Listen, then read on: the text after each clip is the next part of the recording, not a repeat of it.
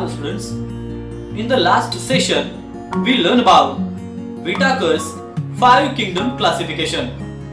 Today we will start the study of microbes.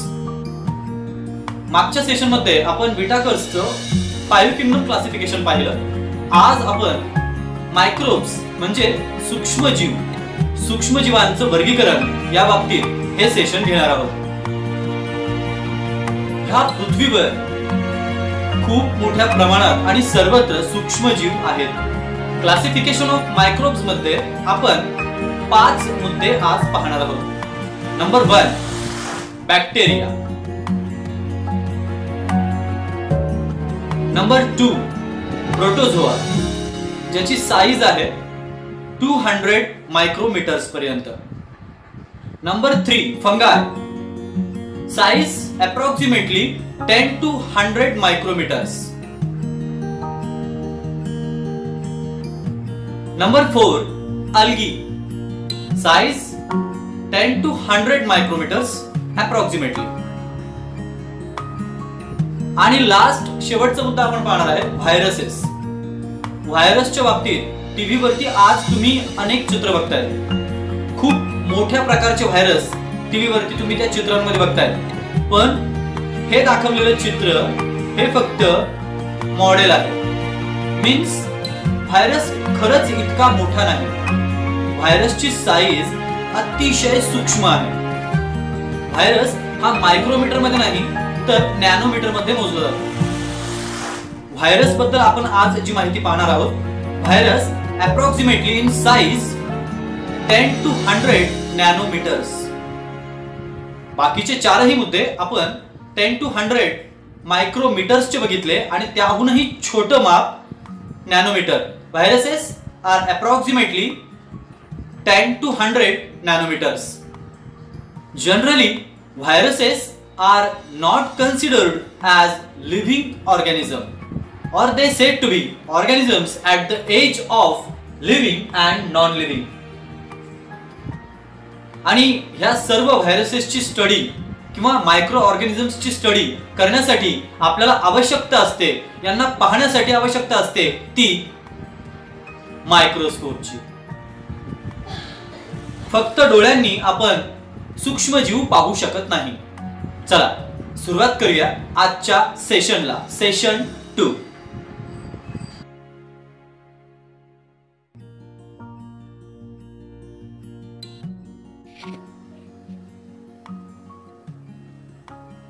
Classification of microbes, सूक्ष्मजीवांचं वर्गीकरण.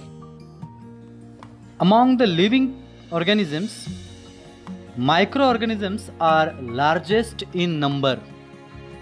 पृथ्वीवरील एकूण सजीवांमध्ये सर्वाधिक जास्त संख्या आहे ती सूक्ष्मजीवांची, मायक्रो ऑर्गॅनिझम्सची. ते लार्जेस्ट इन नंबर आहेत. Hence they are classified as follows.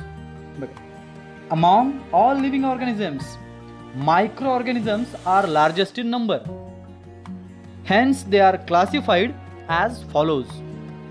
आपल्याला आठवतंय आपण व्हिटाकर्सची 5 किंगडम क्लासिफिकेशन मेथड पाहिली आहे आणि आजही अनेक शास्त्रज्ञ तीच मेथड वापरतात. मायक्रो ऑर्गॅनिझम्सला 5 किंगडम क्लासिफिकेशन प्रमाणेच आपण सुरुवातीला 2 गटात विभागणार आहोत. पहिला आहे प्रोकॅरियोट्स आणि दुसरा आहे यूकॅरियोट्स.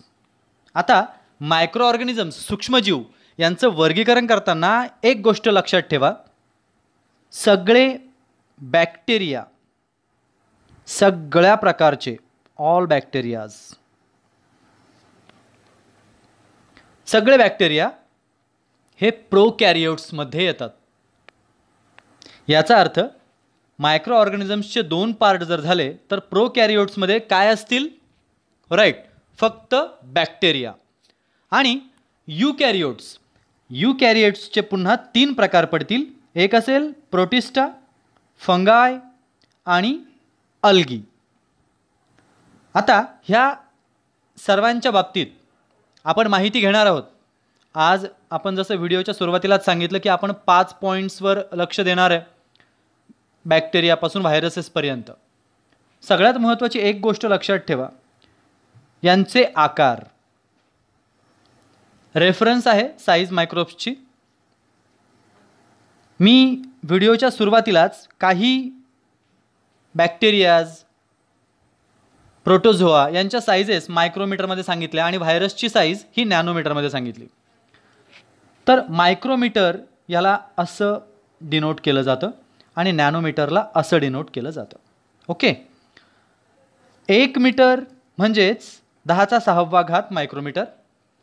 1 metre is equals to 10⁶ micrometre and 1 meter is equals to 10⁹ in terms of nanometer. Okay, हे लक्षात आलंय. आता आजच्या 5 पॉईंट्सला आपण सुरुवात करूया. सुरुवात करणार आहोत जीवाणूंपासून. बॅक्टेरिया. बॅक्टेरिया म्हणजेच जीवाणू आणि याच्या उलट व्हायरस म्हणजे विषाणू. बॅक्टेरियाची साईज आहे 1 मायक्रोमीटर टू 10 मायक्रोमीटर.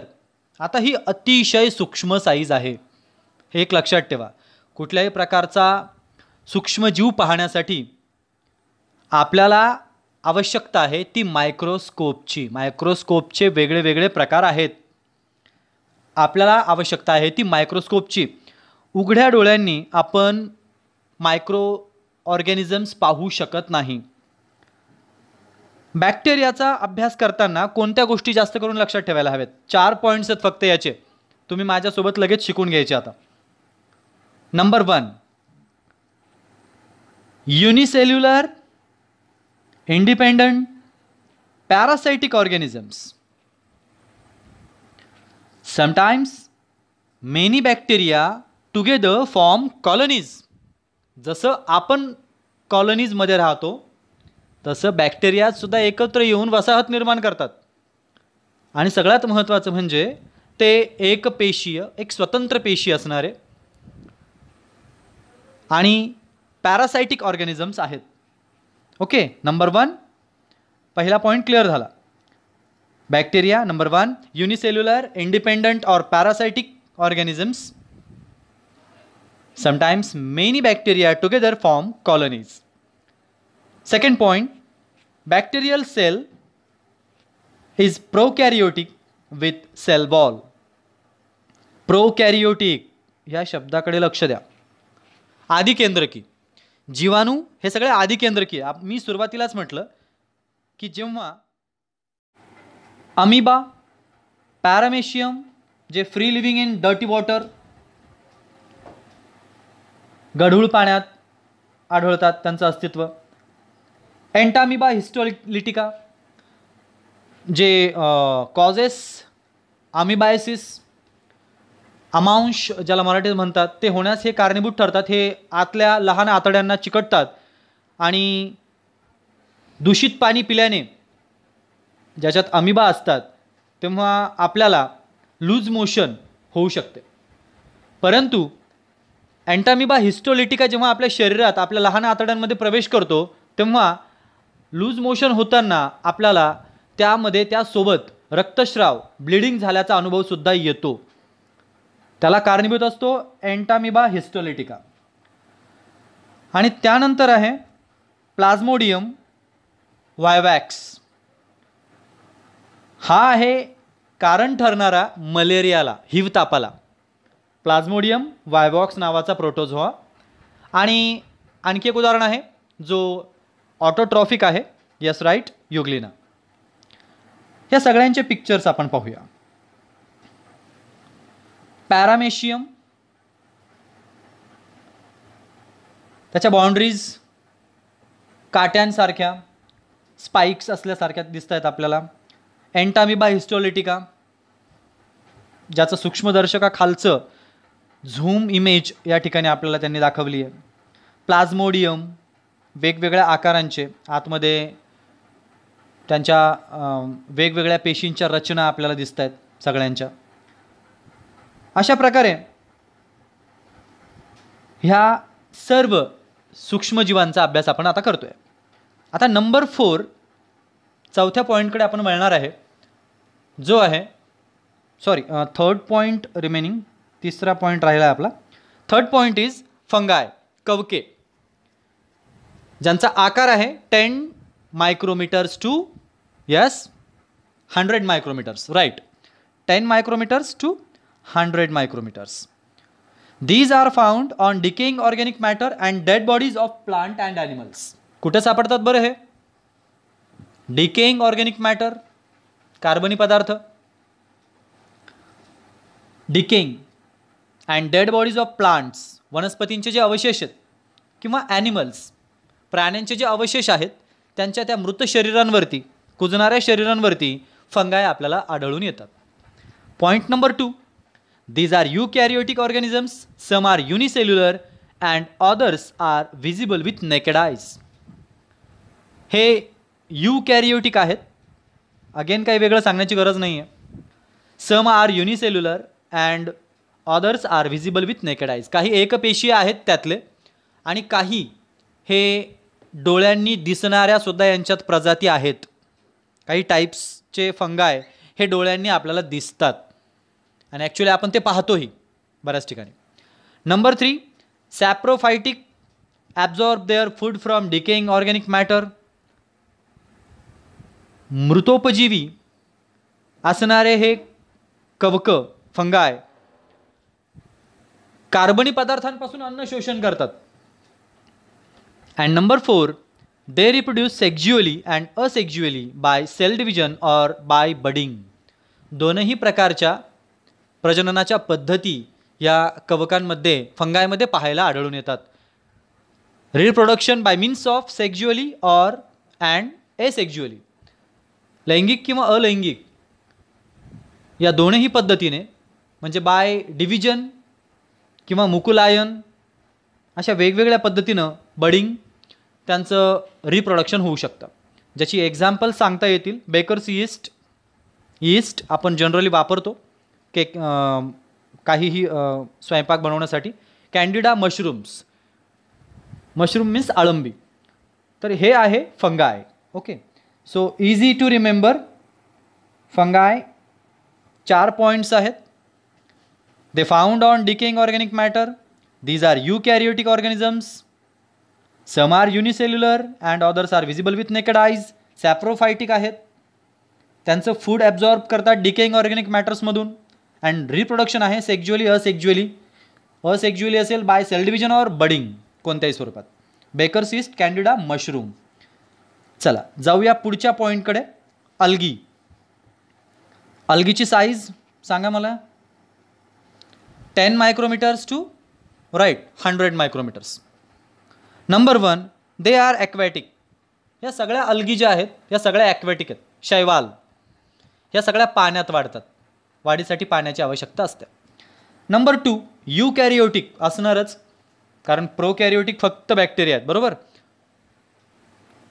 युनिसेल्युलर आहेत, ऑटोट्रॉफिक ऑर्गॅनिझम्स. शैवाल हे हिरव्या रंगाचं असतं आणि त्यामुळं त्यांना ऑटोट्रॉफिक म्हटलं गेलं असावं. बघा ऑटोट्रॉफिक, बघूया आपण तो मुद्दा. नंबर 3 मध्ये photosynthesis is carried out with the help of chloroplast present in the cell. त्यांच्या पेशीमध्ये हरित लवके असतात आणि त्यामुळे फोटोसिंथेसिस, प्रकाश संश्लेषणाची क्रिया ते करू शकतात. ज्याची उदाहरणं आहेत क्लोरेल्ला अँड क्लॅमिडोमोनास. क्लोरेल्ला आणि क्लॅमिडोमोनास. हे बघा, this is chlorella, green in colour, आणि that's why they carried out photosynthesis. प्रकाश संश्लेषणाची क्रिया ते करू शकतात.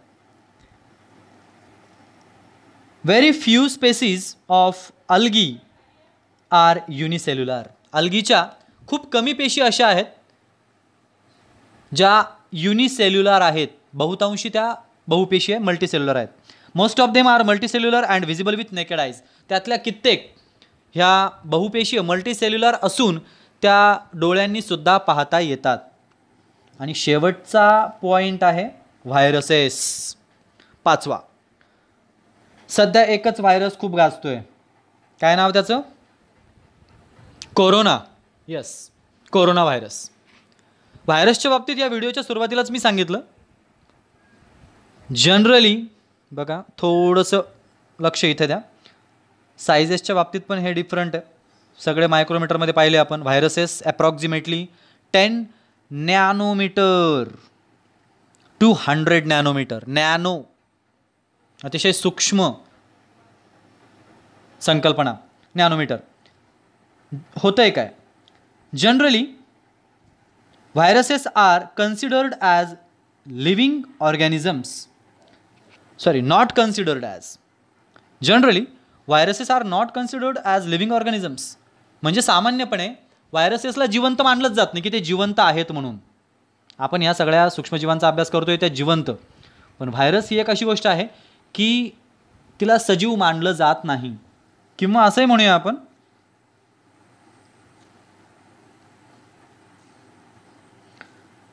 Organisms at the edge of living and non living. Edge म्हणजे काय? कडेवर उभे आहेत, लिव्हिंगच्या आणि नॉन लिव्हिंगच्या थ्रीशोल्ड. म्हणजे बाउंड्री आहे भारत आणि दुसऱ्या देशाला लागलेली, त्या बाउंड्रीवरती उभा असणारा या देशाचा की त्या देशाचा, थोडक्यात असंच.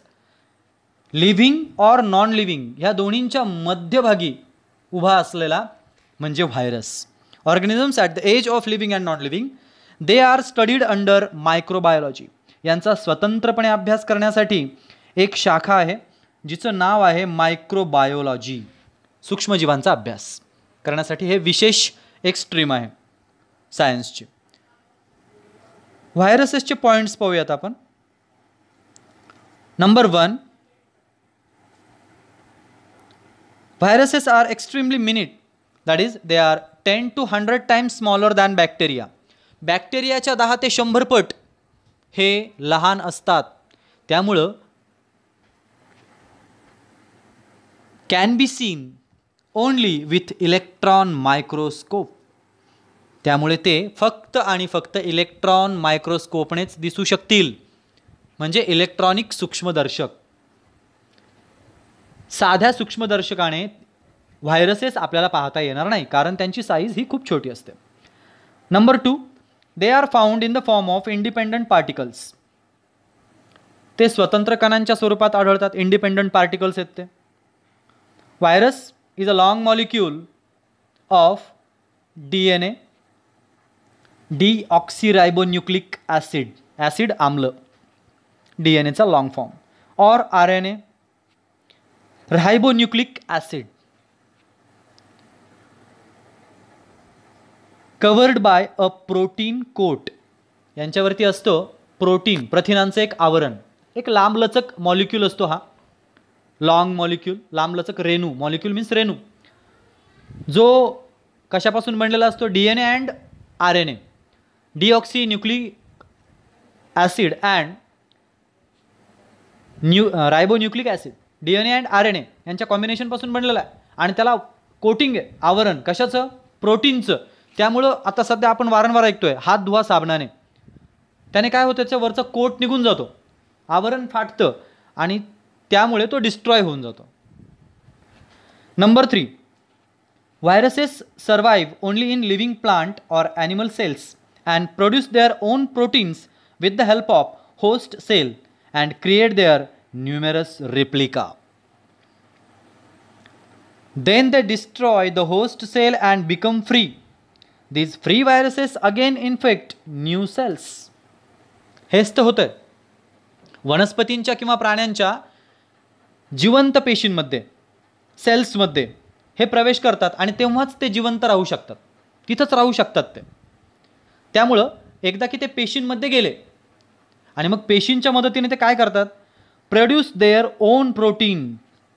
ते स्वतःचे प्रोटीन्स प्रथिनं बनवायला सुरुवात करतात आणि त्याच्यासाठी आसरा घेतात तो प्लांट्सच्या किंवा ॲनिमल्सच्या शरीरातल्या पेशींचा. आणि मग ज्या पेशींना घेऊन ते वाढले, त्यांनी स्वतःचे वेगवेगळ्या आकृत्या, प्रतिकृती निर्माण केल्या. न्यूमेरस रेप्लिका, खूप साऱ्या रेप्लिका तयार करतात. आपल्याच शरीरातल्या पेशींचा आधार घेतात आणि खूप साऱ्या स्वतःच्या रेप्लिकाज असंख्य प्रतिकृती त्या निर्माण करतात आणि त्यानंतर they destroy the host cell and become free. ते त्या होस्ट सेलला डिस्ट्रॉय करून टाकतात,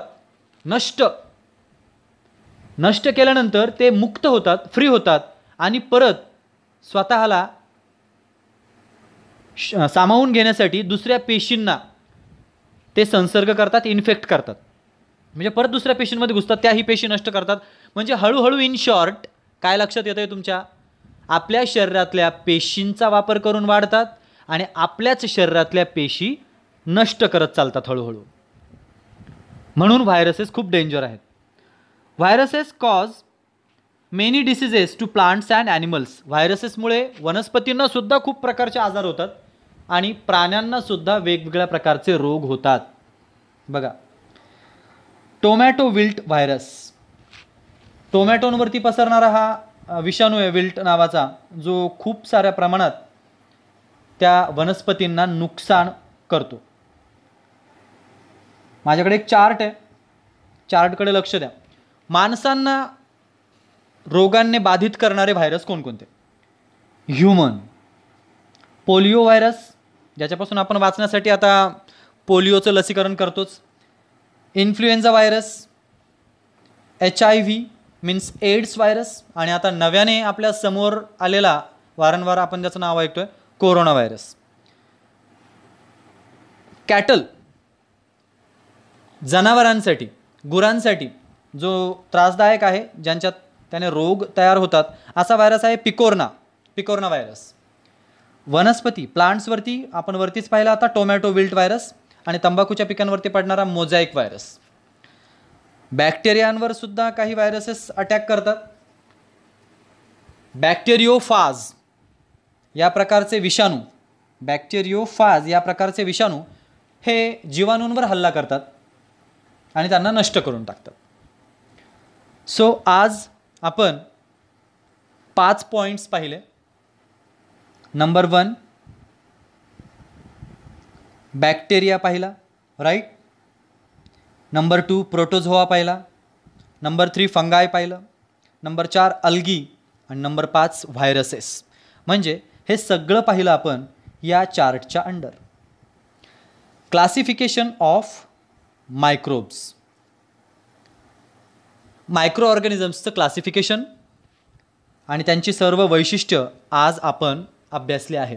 आणि आज हा लेसन 1 आपला या ठिकाणी इथे संपला आहे. पुन्हा भेटूया पुढच्या आपल्या नेक्स्ट लेसन नंबर 2 मध्ये.